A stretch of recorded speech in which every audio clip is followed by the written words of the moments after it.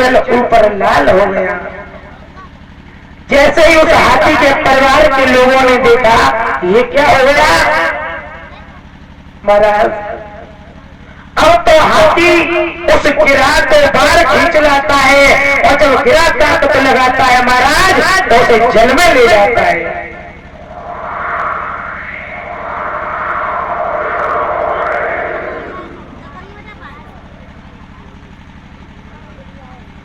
अब तो महाराज हाथी में जितनी शक्ति थी, जितनी ताकत थी, अब तो धीरे धीरे महाराज उस गिरा ने उसकी ताकत को खत्म करना शुरू कर दिया। अब तो वो हाथी बल टूट होने लगा, निर्बल होने लगा और गिरा पे तो महाराज आप जानते हो मगरमच्छ की ताकत जल में कितनी हो जाती है। श्रोताओं, अब तो वो गिरा उस हाथी को खींचता है, हाथी बार को खींचता है, गिरा जल में ले जाता है।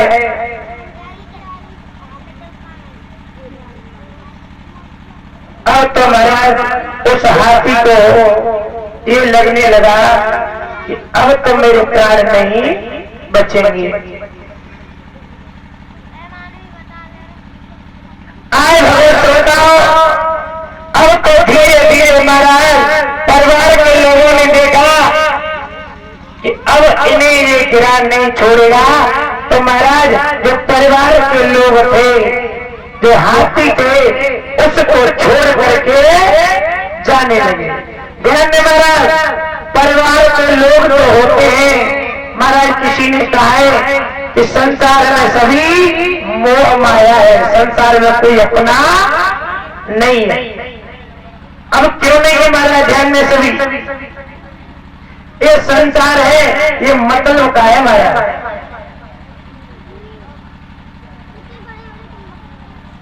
क्यों महाराज, एक भाई थे, सभी ध्यान में, ये संसार मतलब का कैसे है। तो एक भाई थे, वो महाराज बड़े ही जैसे मेहनत करके अपने परिवार को पालते थे, घर में बड़े सदस्य थे। तो क्या हुआ कि वो मेहनत तो करते थे, लेकिन एक संत भगवान की कुटिया पर रोज उनका आना जाना रहता था।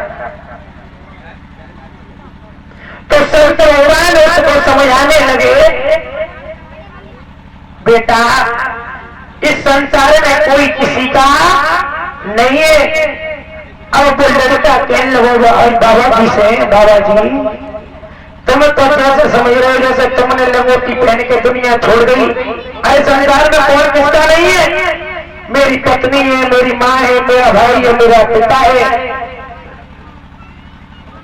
बाबा जी कहने लगे बेटा अगर तू यही देखना चाहता है कि संसार में कौन किसका है, तो तू आज अपने घर जा और मैं तुझे एक विद्या सिखा रहा हूं जो अपनी श्वास को रोक करके तू ब्रह्मांड के लिए चला ले। महाराज उन संत भगवान ने क्या किया कि उसे उस विद्या का ज्ञान दे दिया और ये कहा कि तू अपनी पत्नी से ये कहना कि देख आज मेरी इच्छा खीर पूरी पूरा की है रही है और तू बढ़िया भोजन बनाओ। मैया सभी ध्यान देना, इस संसार में कोई किसी का नहीं है। तो महाराज जब आश्रम से अपने गुरु के पास से और जब घर आया, घर आकर के उसने अपनी पत्नी से कहा ऐसा करो आज आप सुंदर भोजन बनाओ। तो पत्नी ने कहा कोई बात नहीं है स्वामी, मैं अभी भोजन तैयार कर देती हूँ। महाराज जब पत्नी ने खीर पूरी पूरा सब कुछ बनाया, लेकिन वो जब तक चारपाई पे लेट गया और चारपाई पे जैसे ही लेटो महाराज ने अपने श्वास को रोक लिया और ब्रह्मांड में चला लिया। जो श्वास को रोक करके लेट गया, पत्नी ने भोजन बनाया और जब भोजन बना कर कहने लगी कि चलो अब तो मैं नहीं जगाती हूँ, भूखे होंगे भोजन कर लेंगे। बेटियां हो, कल सवारी बेटियां हो, कल से धूपम बिठाया करेंगे, सामने देख लियो। हाँ उदम करोगे तो बात नहीं करना, ठीक है। बोलिए भगवान की जय हो, जय राम। आज श्री सुखदेव जी कहते हैं राजन चंद्र, जब उसकी पत्नी महाराज जगाने के लिए आई और पत्नी ने कहा कि सुनते हो, चलो भोजन बनेगा, भोजन कर लो। और जैसे महाराज भाई हिलाए तो नाई इतना लुढ़क गयो, चालन को करो, चालन को लुढ़क गयो। पत्नी सोच लगी भगवान अरे तुमनी के सोच ने 15 मिनट का हो।